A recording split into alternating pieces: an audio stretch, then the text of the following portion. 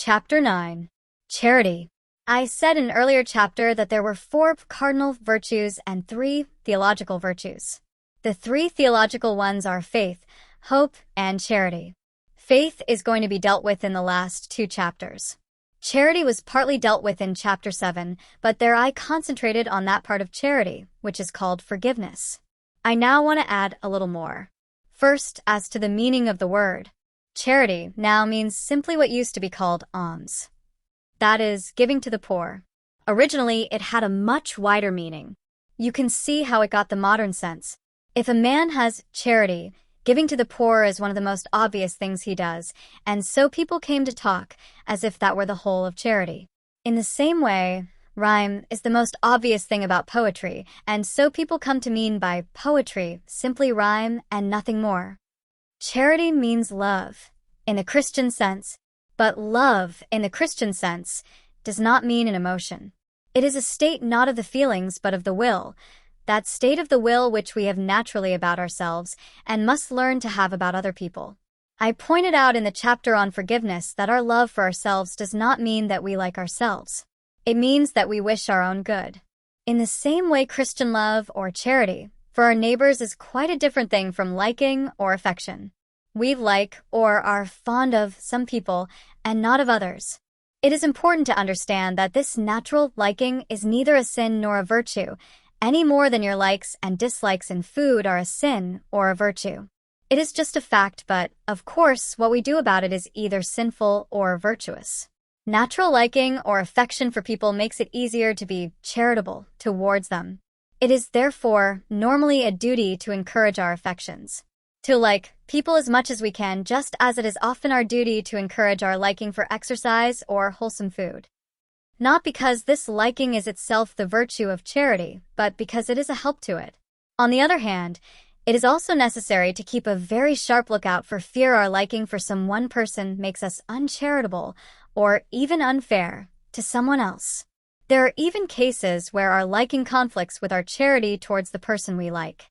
For example, a doting mother may be tempted by natural affection to spoil her child, that is, to gratify her own affectionate impulses at the expense of the child's real happiness later on.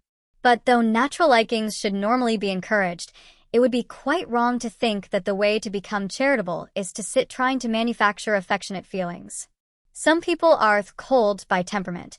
That may be a misfortune for them, but it is no more a sin than having a bad digestion is a sin, and it does not cut them out from the chance or excuse them from the duty of learning charity. The rule for all of us is perfectly simple. Do not waste time bothering whether you tove your neighbor. Act as if you did. As soon as we do this, we find one of the great secrets. When you are behaving as if you loved someone, you will presently come to love him. If you injure someone you dislike, you will find yourself disliking him more. If you do him a good turn, you will find yourself disliking him less. There is, indeed, one exception. If you do him a good turn, not to please God and obey the law of charity, but to show him what a fine forgiving chap you are, and to put him in your debt, and then sit down to wait for his gratitude, you will probably be disappointed. People are not fools. They have a very quick eye for anything like showing off or patronage. But whenever we do good to another self, just because it is a self made like us by God, and desiring its own happiness as we desire ours, we shall have learned to love it a little more, or at least to dislike it less. Consequently, though Christian charity sounds a very cold thing to people whose heads are full of sentimentality, and though it is quite distinct from affection, yet it leads to affection. The difference between a Christian and a worldly man is not that the worldly man has only affections or likings, and the Christian has only charity. The worldly man treats certain people kindly because he likes them.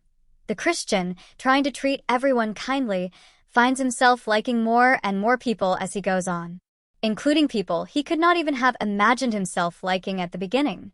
This same spiritual law works terribly in the opposite direction. The Germans, perhaps, at first ill-treated the Jews because they hated them.